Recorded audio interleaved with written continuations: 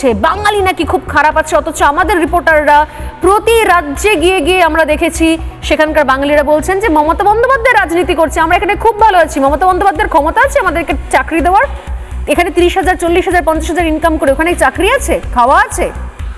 তাহলে এই রাজনীতি কেন? প্রতিবার নির্বাচন দুয়ারে করা নাড়লেই, এই অবনী বারিয়াছের মতো দুয়ারে ভোট আছো করা নাড়া শুনতে পেলেই এই সিপে মূল জোট কোথা থেকে চলে আসে? কি স্বার্থ এদের? বাংলার মানুষের স্বার্থ নিয়ে কি আদেও চিন্তিত? এই মুখোশ এক মুখ এক মুখোশ, চূড়ান্ত বিচারিতা কাদের স্বার্থে? ভোট কাটুয়া হয়ে শুধুমাত্র তৃণমূলকে ক্ষমতায় বসিয়ে রাখার স্বার্থে? এই প্রশ্নগুলো সোজাসুজি করার সময় এসেছে, কারণ এই মুহূর্তে পশ্চিমবঙ্গে দুটো পক্ষ থাকতে পারে, হয় আপনি মমতার পক্ষে, না হয় আপনি মমতার বিপক্ষে।